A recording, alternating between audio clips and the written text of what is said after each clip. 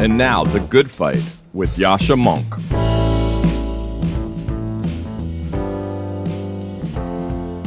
Hi, my name is Sam Khan. I'm an associate editor of Persuasion, and I wanted to talk about my recent piece, Our Deep Blue Obsolescence on AI Creativity in Chess. This was a fun piece to write. It emerged out of a friendly debate I was having with Francisco Toro. His piece, Our Deep Blue Moment, was an optimistic take on AI through the prism of chess. It was a smart piece, I respected it, and I fundamentally disagreed with it. I'm an avid chess player, I've been playing for a long time, and for me the best part about it wasn't even necessarily the games themselves, it was the kibitzing sessions that followed them. This is a very familiar scene. In any city park, in any chess club, anywhere in the world, the game finishes and then everybody starts arguing about it. And recently I've noticed that doesn't really exist anymore. Somebody reaches into their pocket, pulls out a phone, and a supercomputer or AI program tells them what should have happened in the game. And I felt that something incalculable was lost in that, and actually was a good way to talk about larger issues in art. There's a tendency to view activities like chess as being about getting at some sort of objective logical truth or being better than an opponent. But that's not really the heart of the activity. Its heart is that it's fun, it's social, and actually it's an opportunity to express something about yourself. That's all the more the case in art, which is about saying something about one's human condition. There's a rhetorical framework around AI claiming that it's part of progress, that it's going to make us better at all sorts of things. But my argument in the piece is that there's something we lost with it, something core about ourselves that we're unlikely to ever get back. So that's the piece, a pessimistic take on AI. Hope you check it out. Sam Khan's piece, called Our Deep Blue Obsolescence, was published by Persuasion. To learn more about the community we're building at Persuasion and to get similar articles directly into your inbox, head to www.persuasion.community.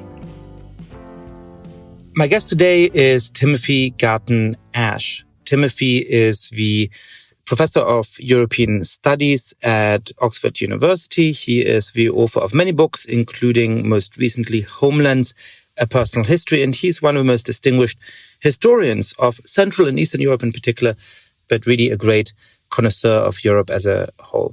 In our conversation, we talked about how Europe has changed for the better and the worse for the last 50 years. We attempt collectively critical assessments of both Angela Merkel and Emmanuel Macron, and we think about what Europe would need to do in order to stand up for its democratic values in a serious way over the coming decades. Timothy Garton Ash, welcome to the podcast. Great pleasure to be with you. So you've been one of the most important chroniclers of Europe and European history for many years, but your latest book is in many ways your most personal. It's a memoristic account of what Europe is and how Europe has developed. To ask the sort of broadest and most obvious question first, is there such a thing as Europe?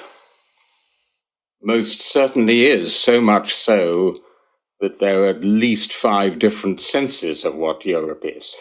And so the book, which is called Homelands, A Personal History of Europe, which is a kind of summation of the 50 years I've been writing about studying, traveling in Europe. The most important sense for me personally is the Europe of lived experience, which has this unique feature that one can be as a European at home abroad. I'm in Paris, I'm in Berlin, I'm in Budapest, in Warsaw. I'm clearly abroad, but I'm also very much at home, hence the title Homelands. Americans only have the one homeland, as in Homeland Security. Chinese only have the one homeland. But this, for me, is, in a way, the most attractive and unique quality of Europe. But then, of course, you have the very ill-defined geographical area. You have a sense of a core Europe, which is very, very strongly present in European consciousness and history, somewhere around the Carolingian core, somewhere around the Holy Roman Empire. You have Europe as an idea, an ideal, a set of values. Bronisław Geremek, the great Polish dissident, subsequently foreign minister and historian, once said to me, for me, Europe is a Platonic essence. I don't think there's any other continent of which that could be said. And finally, of course, you have a complex set of institutions, of which the European Union is clearly the most important. but not the only one. And so the fascination of Europe is precisely in the multiple complex interactions and often confusions and indeed contradictions between these 5 different dimensions. So let's go through a few of those. One interesting thing about Europe, particularly when you're looking at it from the United Kingdom, as you are in some ways, or perhaps some of the other countries that have historic links to the Anglophone world, like the Netherlands and so on, is that you might think, well, there's a kind of set of connections that Britain has to a place like Italy or France, but there's also an obvious set of connections that it has to countries like the United States and Australia. So as you're giving your first definition, I guess I'm wondering, do you think it's impossible for a Briton, or for that matter, for a Dutch person or a Dane, to feel at home abroad in New York City or Los Angeles in the same kind of way that they might feel, at home abroad in Athens or Rome? Yeah, it's an excellent question. By the way, needless to say, I'm a very untypical British European, and so I'm looking at it as much from Warsaw or Prague as I am from London or Oxford. It's an excellent question, and it goes to this ill-defined borders of Europe. I mean, in many ways, Canada would be a perfect member state of the EU, right? If we say European values, it doesn't actually mean that these values are unique to Europe, because in many ways they're shared across the Atlantic. But what I think is unique is that you have this assemblage of actually more than 40 countries, where each can have that experience of being at home abroad. And such an assemblage of, as it were, mutual homelands is, I think, unique.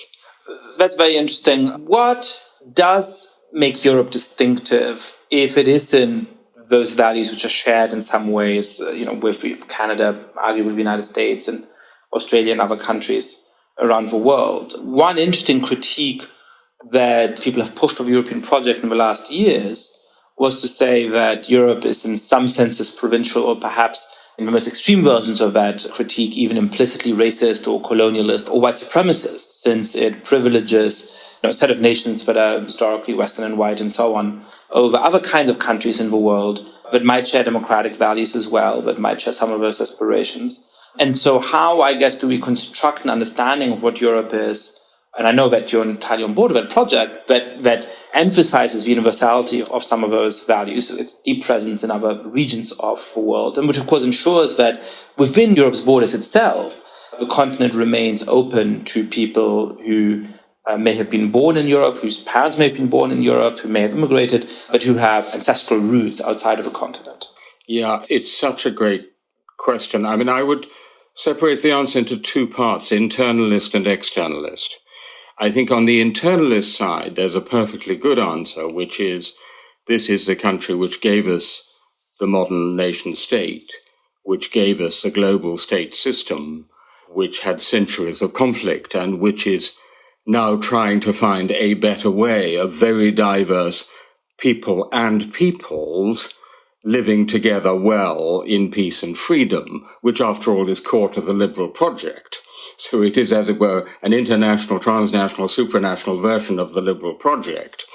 And absolutely essential to that is that people with a migration background, and I carefully use that rather clunky German formula, Menschen mit Migrationshintergrund, because they're not immigrants. They're people in the 2nd and 3rd generation. They're people with a migration background, should absolutely feel at home in Europe and should not just in theory have equal rights, but in practice have equal life chances. And so I do devote a good deal of space in the book to demonstrating how relatively badly many European countries are doing that, for example, France. So internally, within our frontiers, I think there's an adequate way to answer that question, framed in terms of, if you will, universalist, liberal Enlightenment values. Much more difficult is the relationship with the outside world, where the EU falls into a very easy, almost neo-colonial rhetoric, in which it preaches these values as if Europe throughout its history has somehow been the incarnation of these values, whereas in fact for the rest of the world, Europe has been the source of colonialism and oppression and exploitation, and at the same time is actually creating what I call a new Iron Curtain around the frontiers of the EU, or more accurately of the Schengen area. so that it is night and day, if not life and death, which side of those enormous barriers you are. And I went to see them in Ceuta, the Spanish enclave on the north coast of Africa. It looks exactly like the old Iron Curtain. So that I think there is one of the most difficult questions for Europe today is Europe is a universalist project or it's nothing. That is a distinctive feature of our version of European values. Of course, there are other anti-liberal versions of European values, but we are very much not practicing what we preach in terms of universalism. And there's a very big question what it would mean to take those universalist values more seriously in our external policy. Well, what would it mean? I think I frankly don't have a really good answer, but I have some parts of an answer. I mean, first of all, there have to be safe, legal paths for immigration. There has to be swift, humane treatment of illegal migrants and refugees. And that's clearly something where we're falling down very badly. For example, the EU has been complicit either in allowing people coming on small boats across the Mediterranean simply to drown, or in having them caught by the Libyan Coast Guard and sent back to detention camps, which are utterly inhumane, like some of the worst camps in European history.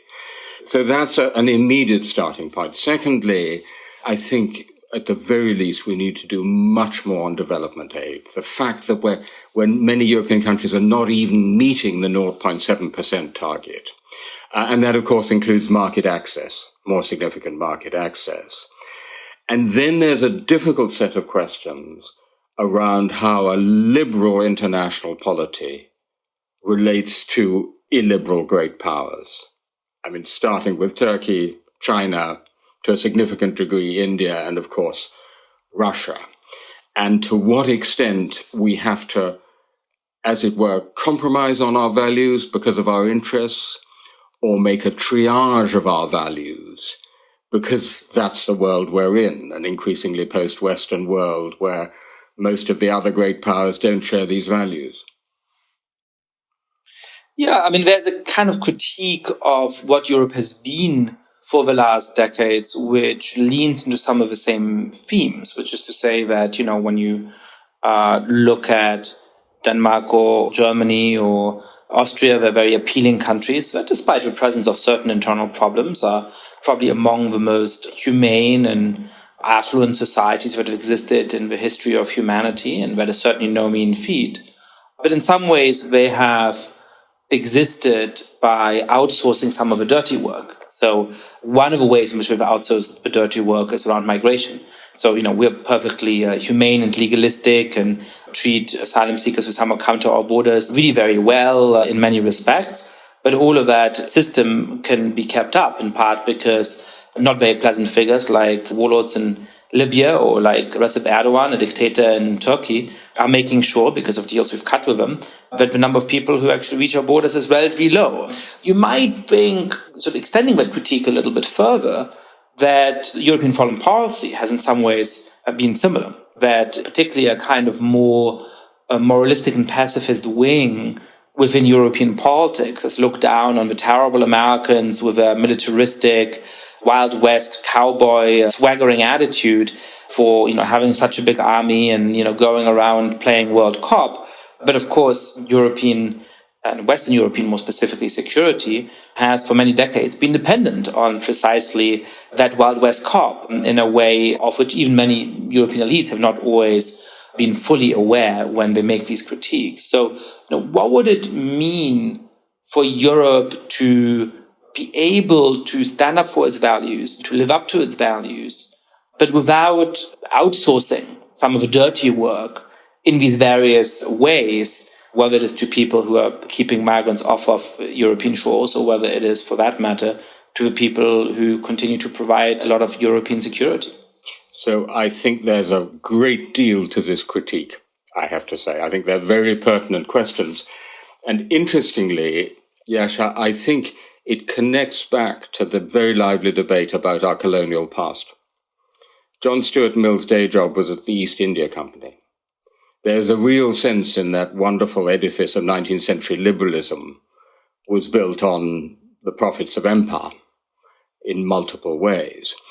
And there is a serious sense in which something of the same kind can be said, for example, about Germany today.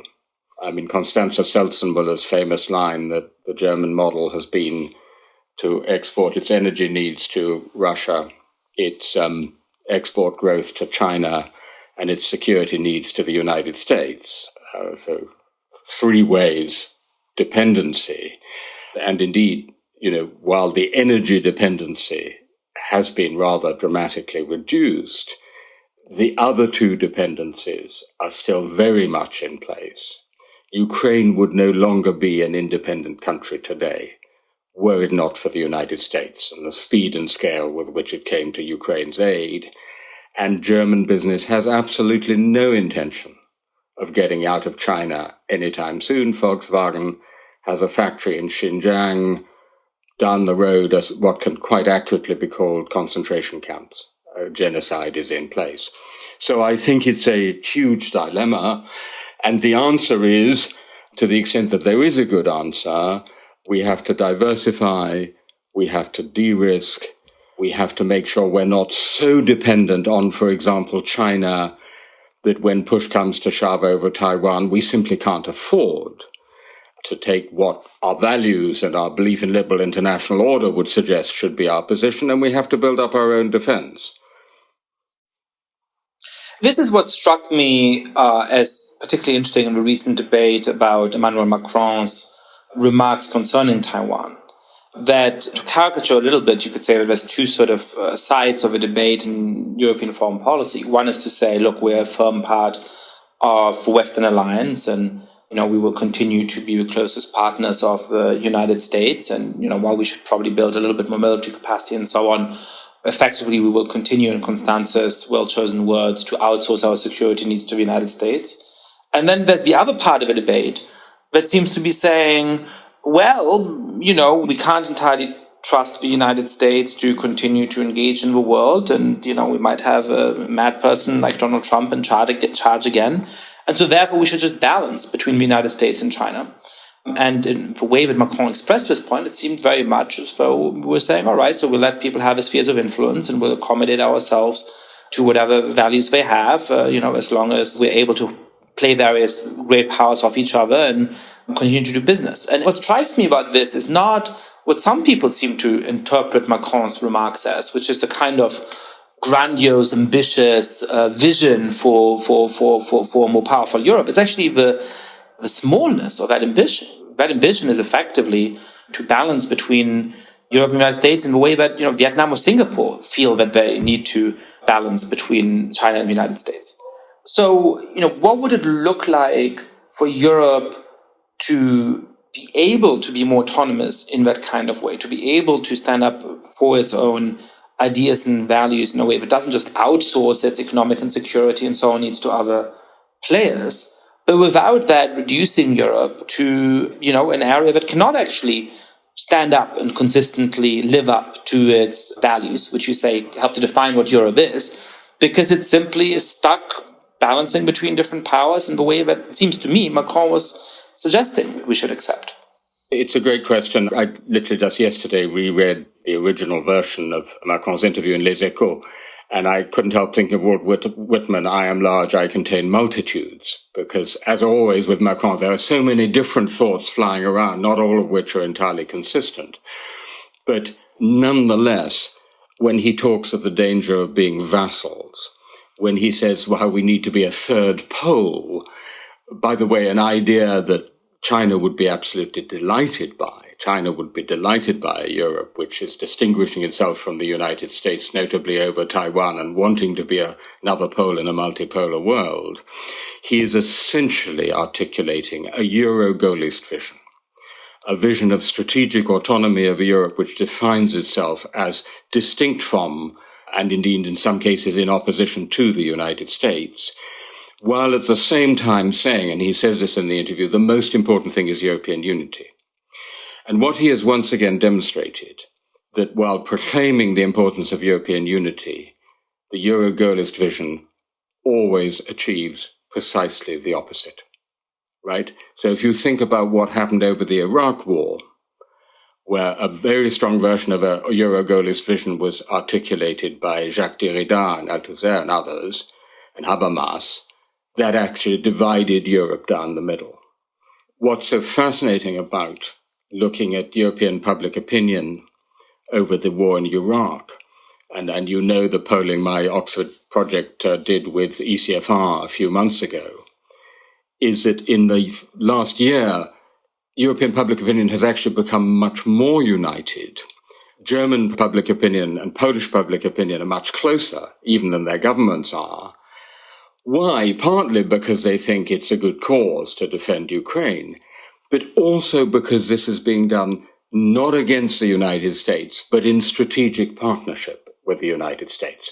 That's a long way of getting to the point that my view remains absolutely that the only way to get a stronger Europe, a genuine l'Europe puissance, which I very much believe in, European power, which can defend our interests and values, is the Euro-Atlanticist vision, one which sees us in a strategic partnership with the United States, where we do more for our own defense, we become less dependent on countries like China, we de-risk in Ursula von der Leyen's term, but understanding that in a global context of a post-Western world, this is going to be in a strategic partnership with the United States and not as some illusion of an autonomous European superpower.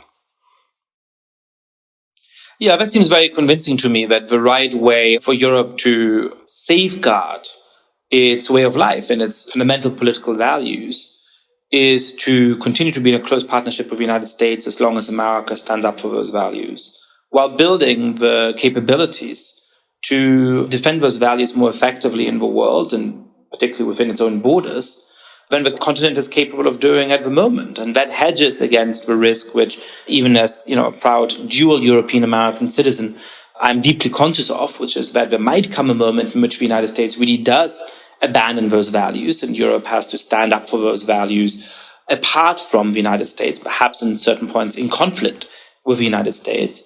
But it also actually makes it more likely that we can sustain this partnership, because it'll be harder for populist politicians in the United States to claim that Europe is free-riding on American security guarantees and other forms of spending, as indeed Europe has been free-riding in many respects for a number of decades.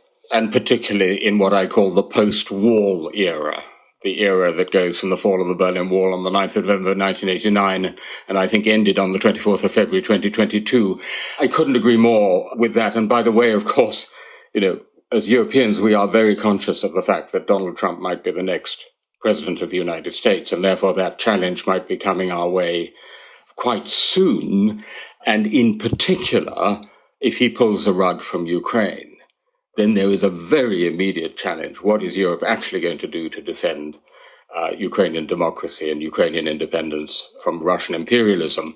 The other quick point I do want to make is that while I made this contrast between internalist and externalist when one can tell a good story, externalist where there are huge problems, of course, one notable exception to that is Hungary. I mean, it is a deeply shocking fact, which for someone like me, whose whole life was devoted to the cause of the liberation and democratization of Central and Eastern Europe, or Europe whole and free, that we have a full member state of the European Union that is no longer a democracy, that most political scientists would now agree is a competitive authoritarian system. And by the way, a rather stable, consolidated competitive authoritarian system. And so the other great challenge to the European Union is to make sure it defends its own values and interests internally as well as externally. Something that Europe, and particularly European institutions, for the last 10 years have been remarkably bad at doing. The extent to which the EU has pushed back against Hungary has increased a little bit in the last year or two. But in my judgment, it was a case of far too little and far too late. I think it's underestimated as one of the failures. I mean, we have the European polycrisis, so we have multiple crises one could talk about, Brexit, refugee crisis, Ukraine, and so on. But I think we talk too little about this one because it's one of the most direct failures of the European Union, because it's not just that the EU has allowed this to happen. it has facilitated it, notably by massive transfers of billions of EU funds, which have been used by Viktor Orban since 2010, so now for going on 13 years, actually to erode democracy and consolidate his own power.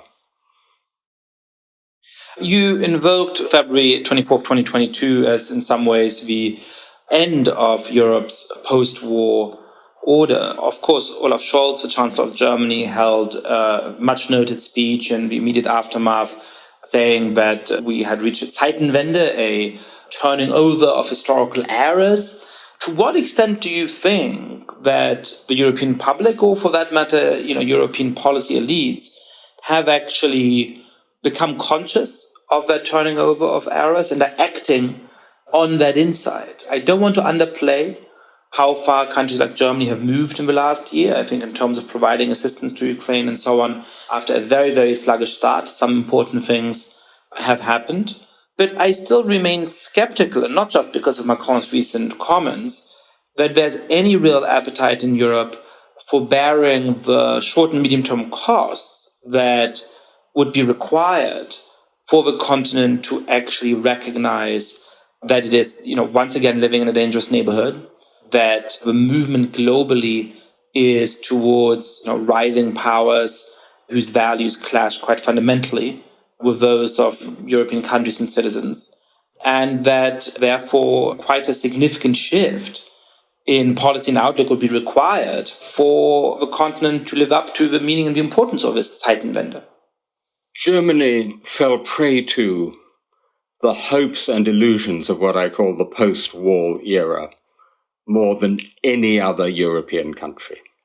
The historiosophical mistake of believing the way history had gone through 1989 and the 1990s and early 2000s was the way history was going to go.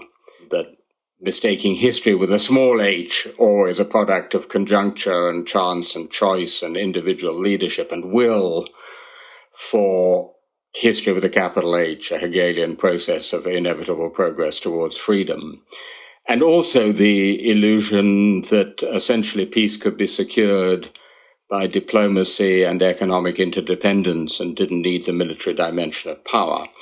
So you're absolutely right, Germany has moved a long way, but it had by far the longest way to go.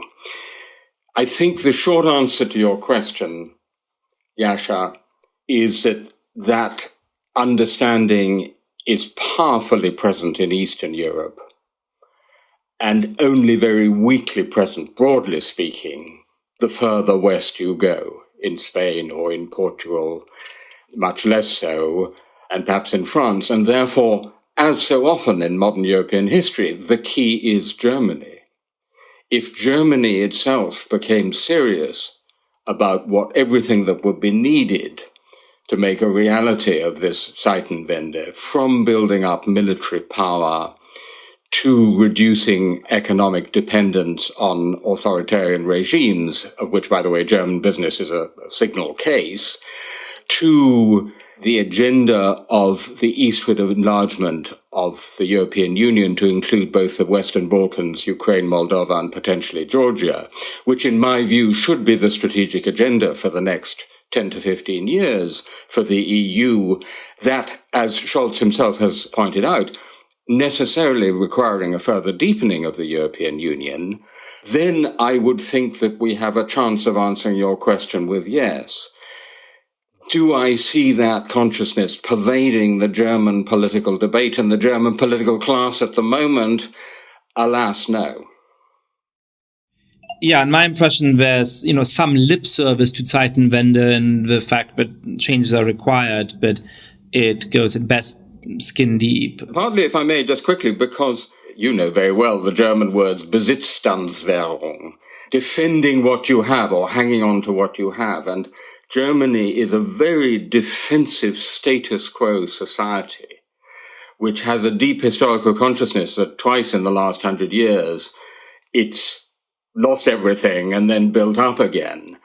And so there's that very defensive status quo posture. Let's hang on to this very great level of prosperity and freedom, let's also say, and of course welfare provision and maybe 3 cars, even if they're electric cars, and 3 holidays a year. And it's very difficult to reconcile that with the kind of action that is needed, the really quite radical change that is needed to address both the geopolitical challenge and the geoeconomic challenge, and we haven't talked about the global warming challenge. Your book gives a wonderful sweep of European history, and it's very hard to summarize in a conversation. But beyond some of the obvious changes in Europe over the last 50 years, including the fact that 50 years ago, Europe was very much a divided continent, in which half of it was under the imperial dominance of the Soviet Union.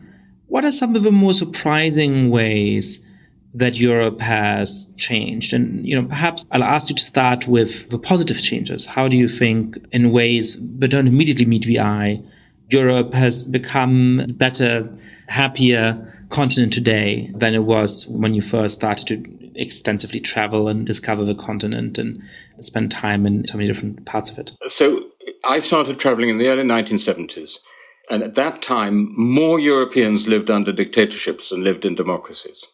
People today always forget that. We did the numbers. If you include the European republics of the Soviet Union, 389 million Europeans lived in dictatorships, only 289 million in democracies. The dictatorships, of course, included Spain, Portugal, and Greece. And by the way, Turkey was an interesting case. Only 37 million people, somewhere in between, hard to say, Democradora. So that has obviously been a massive change for the better.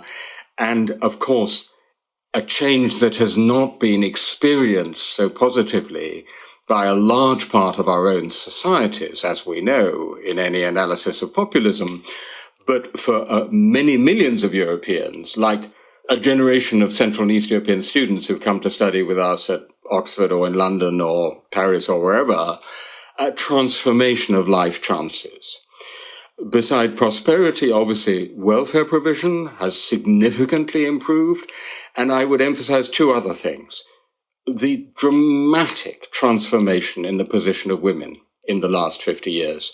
I mean, one of the really positive changes that 68 initiated in its feminist version was a dramatic change in the position of women, incomparable. I mean, if someone had gone to sleep in 1963 and woke up today, they wouldn't recognize that change.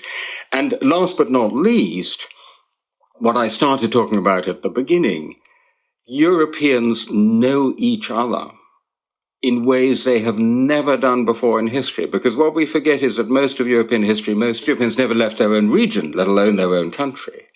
And it's only since the 1960s, 70s, with the growth of mass travel, that most Europeans have been to at least another European country and have really got to know each other in quite different ways. That was a great list of the good news, but obviously I now have to ask you about the bad news. So apart from the fact that I have 50 years of notebooks, experiences, study, reflections, the main impulse for writing this book was a political one with a small p, connected to your notion of the good fight, which in my case is a good fight for a Europe, Poland free, a liberal Europe, which is that I would say since 2008, and by the way, one of the interesting things I found in working on the book is that for Europe, 9/11 is not such a big historical turning point. It is for the Middle East, it is for the United States, but for us it's 2008. The combination of the great financial crisis and Putin's annexation of 2 great chunks of Georgia. From that point on, you have just one crisis after another. The financial crisis segues into the Great Recession, the Eurozone crisis. Then, of course, you have the refugee crisis. You have Ukraine 2014, the turning point at which the West failed to turn. Brexit, Trump, anti-liberal populism in countries like Hungary and Poland, but also Marine Le Pen and Italy and others, all the way down to the largest war in Europe since 1945. So that's the bad news. And the impulse, the political impulse in this book was in effect, to put it very simply, to say to my fellow Europeans, we have achieved the best Europe we have ever had. or if you want to put it with Churchill, the worst possible Europe, apart from all the other Europes we've tried from time to time. But it is now really seriously under threat, and we have to mobilize to defend it. And so for me, the question now is whether we are indeed going to see that kind of popular mobilization to defend and extend what we have achieved. And if the largest war in Europe since 1945 doesn't make us wake up and do that, what is? Where would that mobilization come from? Are you counting on a bottom-up mobilization, a hope of people recognizing the stakes of this and demanding a more courageous response from their leaders, or are you hoping on political leadership? I must admit that I'm somewhat skeptical on both. I think on the former, I think the sympathies of most Europeans are rightly with Ukraine and, broadly speaking, with the liberal cause. I'm not as much of a pessimist about the state of public opinion on these big questions, or on, for that matter, on some of the demographic change that has transformed Europe over the course of the last 50 years, as many others are. But I don't see the appetite for going and demanding from politicians that we make sacrifices, demanding from politicians that we take risks that might challenge a Besitzstandswährung. And in terms of political leadership, when we're thinking of the two most visible, transformative, or at least most powerful, perhaps most praised European leaders of the last 15, 20 years, of a period since 2008, I suppose you would have on the one side Emmanuel Macron, who has remade the political system of one of the historically two most important member states of the European Union, but whose vision and foreign policy, as we discussed earlier in the podcast, is at least unfocused and arguably worse than that. And then the other person, of course, would be Angela Merkel, the longtime former leader of the other most important European Union state. And it seems to me that all of the things you've said so far in this conversation should lead one to a rather harsh judgment of Angela Merkel. When you look at the big challenges of the moment, climate change, you mentioned, we haven't talked about much. I don't think that Angela Merkel's decision to get out of atomic energy and rely mostly on importing coal from Poland instead will age all that well. That's a minor point. The euro crisis, Europe did get through the euro crisis and we somehow muddled through. And I suppose you could count that as a half success. I think the amount of suffering that was imposed on Southern Europe and the way in which the crisis was slowly resolved while still leading real risks in case of the next economic crisis coming along in structural terms makes me more inclined to view this as a case of glass half empty. Then there's the refugee crisis, where I suppose she may score some points, for I felt that Germany sort of slid into its stance on this, and Merkel never communicated it very clearly. The cost of the refugee crisis and Germany's stance in it has probably been the permanent establishment of a far-right populist party in the German Bundestag and most of its state parliaments. So perhaps we can say this is a glass half full rather than half empty, but I don't think it's more than half. And then, of course, there is, her advocacy for a deep economic partnership with China, her pretty soft stance on Vladimir Putin and the failure to react, as you were saying, to the annexation of parts of Georgia, the annexation of parts of Ukraine. And there's the relationship with China, which was continuing to deepen the economic dependence of the United States on exports to China. The final point, which is, the fact that under the leadership of Angela Merkel, Fidesz, the party of Viktor Orban, continued to be a member of the same political faction in the European Parliament as the Christian Democrats from Germany and the EPP. So you sort of take all of that together, and I have to say one has to come to at least a skeptical judgment of Macron, especially on foreign policy, and a very decidedly negative judgment of Angela Merkel. So do you disagree with that assessment? And if not, do you have any hope for more visionary political leaders who are around the corner and who can take over the steering wheel and direct us down a different path? The paradox of Angela Merkel is that she personifies so many of the good qualities of post-war Europe. The East German who becomes the most powerful person in Europe. Civil, civilian, modest, always concerned to find negotiated solutions, at least in theory to uphold the rule of law, and so on. And for most Germans, this was a very good period, and they felt themselves personified by this figure of Angela Merkel. And let me quickly add that despite what may come across as a very harsh judgment, I don't say it with any rancor, because I do like and admire Angela Merkel for all of these same reasons. But let me come to the second part of the paradox, which is I agree with every point in your indictment. I think on almost all the big strategic calls, in my view, with the exception of the refugee crisis, okay, she might have communicated it better, she wasn't, but I think the big decision was the right one. But much too slow to react to the beginning of the Eurozone crisis, allowing a really dangerous narrative of the profligate South being parasitic on the virtuous, hard-working North to become established, the panicky getting out of civil nuclear power, which makes the energy transition so much more difficult. 2014 not recognizing, and this is someone who speaks Russian, who knows Russian history, who had a picture of Catherine the Great on her study wall, not recognizing that this is the Russian Empire striking back and actually becoming more energy dependent on Russia. And also failures to modernize German society in many ways, for example, digitally. So I think the verdict of history is going to be, very critical indeed on Angela Merkel.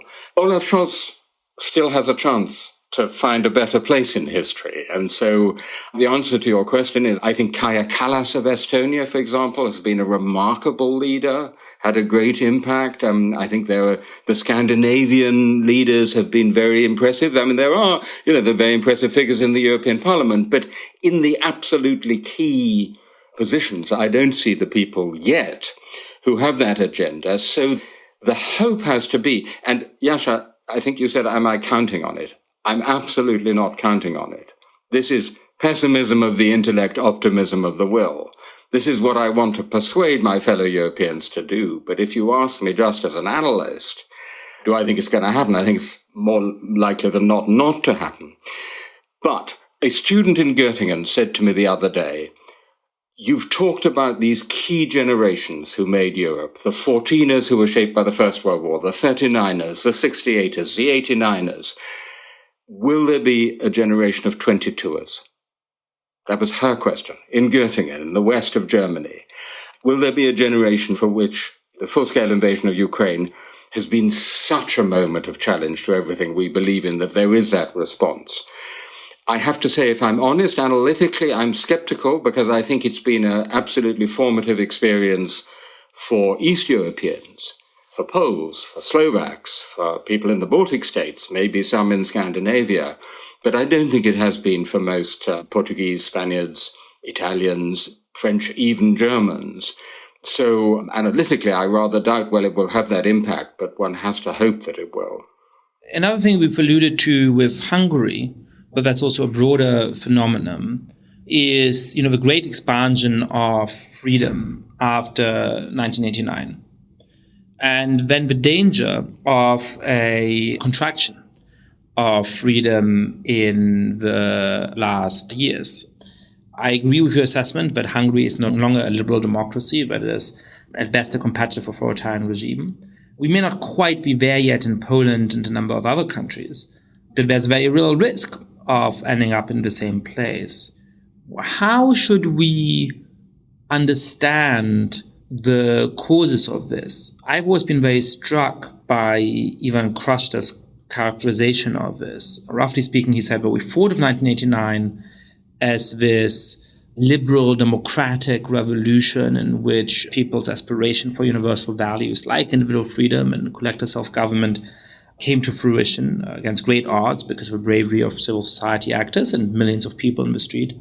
But that in a way, what we're seeing today is not simply people who become traitors to their own youth, people like Orban who helped to lead those movements, betraying them, but rather a kind of civil war between different strands of those movements. But we should reinterpret those movements as always having been, in part, in one strand for these liberal democratic values, in another, a nationalist uprising against colonial oppression, and a third, perhaps a conservative religious revolt against some of the secularist values of a communist regime. Do you agree with that characterization? And if not, how can we make sense of these countries in Central Europe that have fought so hard for their freedom apparently being so close to having that freedom taken away, or perhaps to some extent to giving it up. Yeah, it's clearly correct that both religion and nationalism played an important role, for example, in Poland, which was the icebreaker in the emancipation and eventual liberation of East Central Europe in the 1980s. So that was, to some extent, always there. Well, first of all, I think the explanation is multifactorial. And so I think we should be careful to try and reduce it, to be too hedgehoggy in Isaiah Berlin's term, reduce it to a single factor.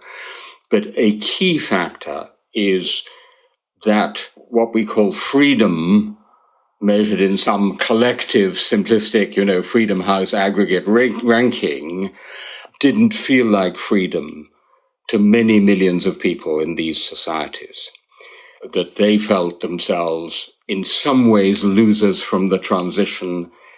They saw growing not just economic inequality, but also the inequality, what I call the inequality of attention and respect, in rural southeastern Poland, eastern Poland, in small towns and so on.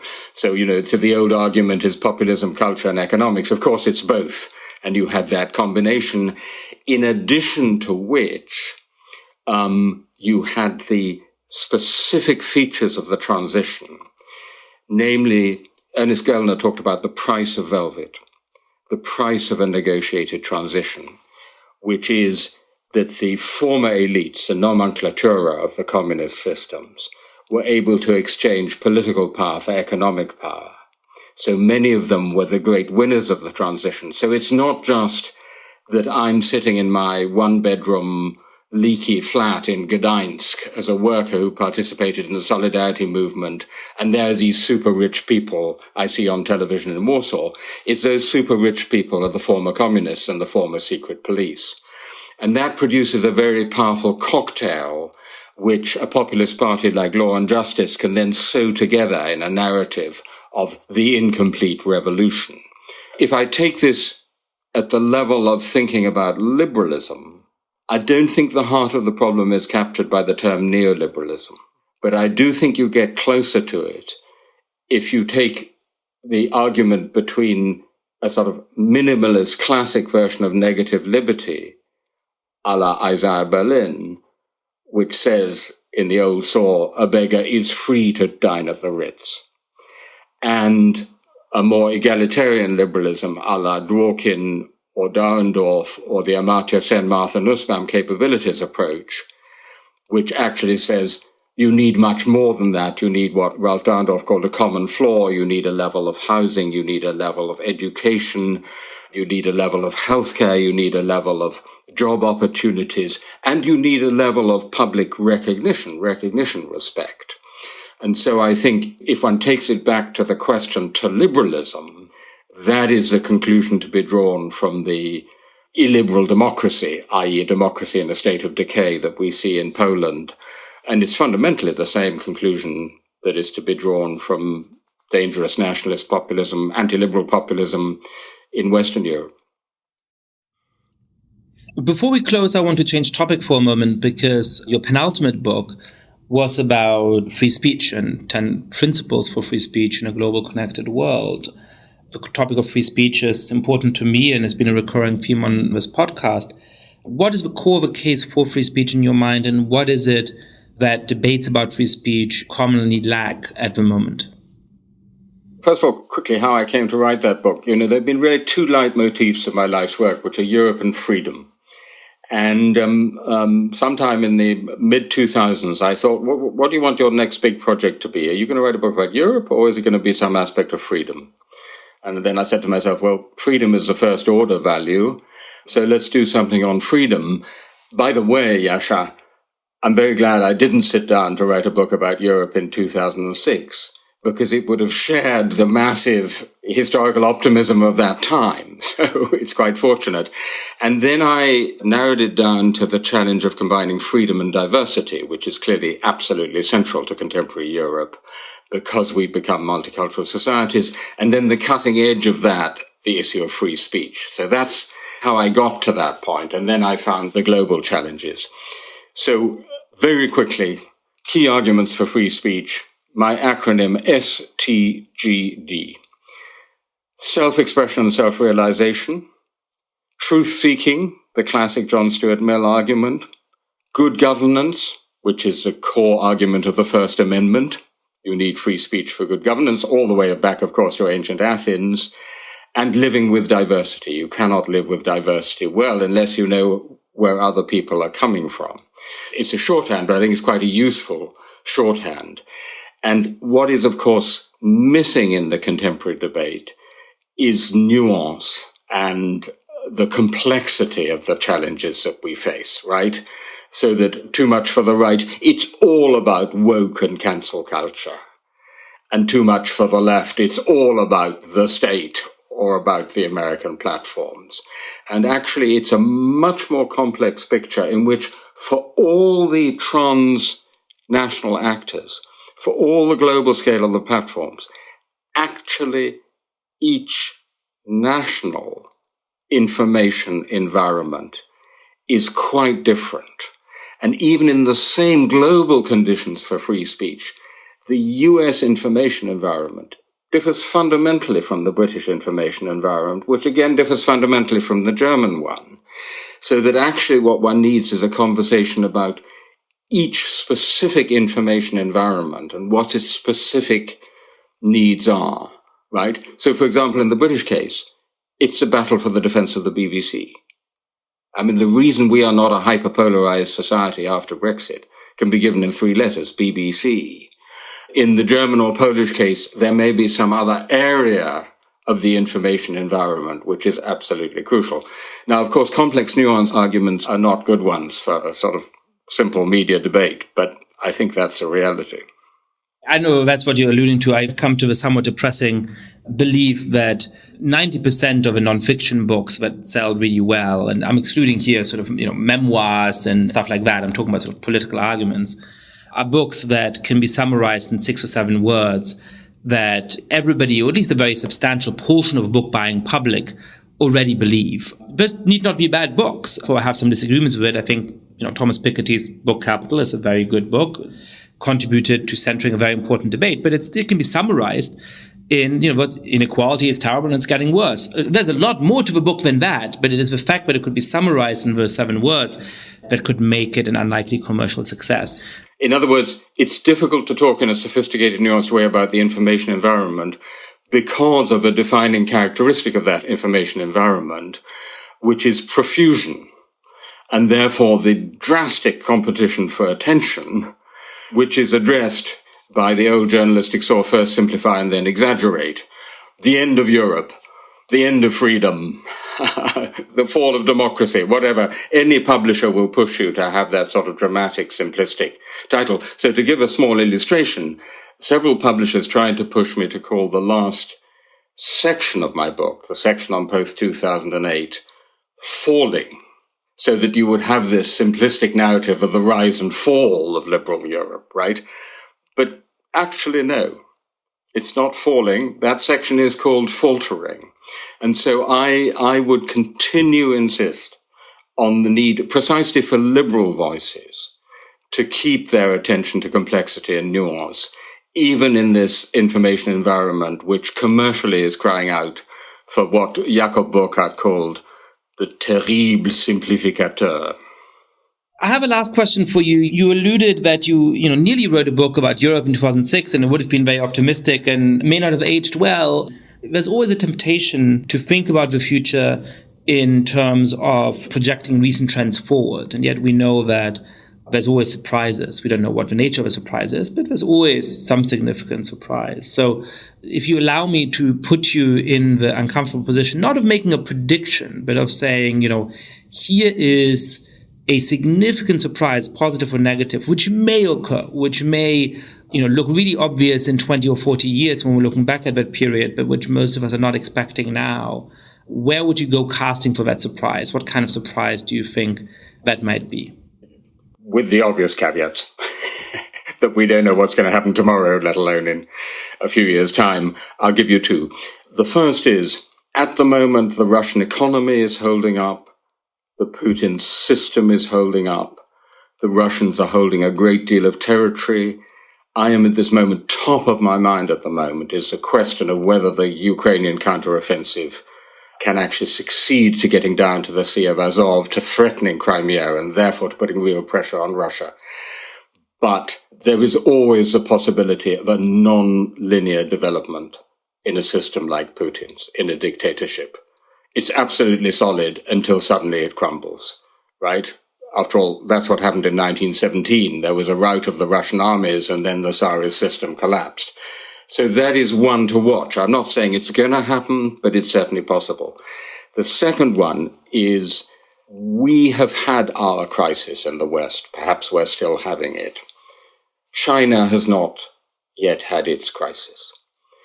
But what I have observed in the last 15 years is a Chinese political system which in the early 2000s seemed to be moving away from Leninism towards a much more pragmatic, evolutionary developmental strategy, has returned to full-scale Leninism.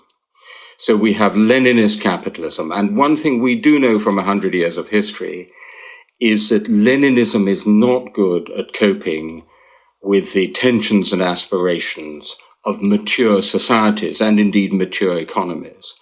And so I think another one to watch, without saying anything super optimistic about how China is actually in the end going to get back on a path to liberal democracy. I think that's behind us.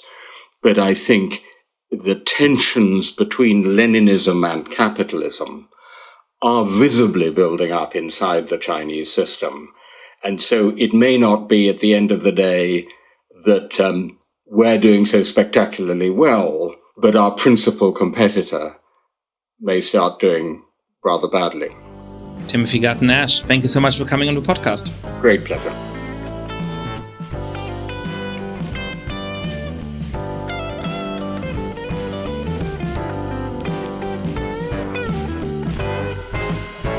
Thank you so much for listening to The Good Fight. Lots of listeners have been spreading the word about this show. If you too have been enjoying the podcast, please be like, rate the show on iTunes, tell your friends all about it, share it on Facebook or Twitter.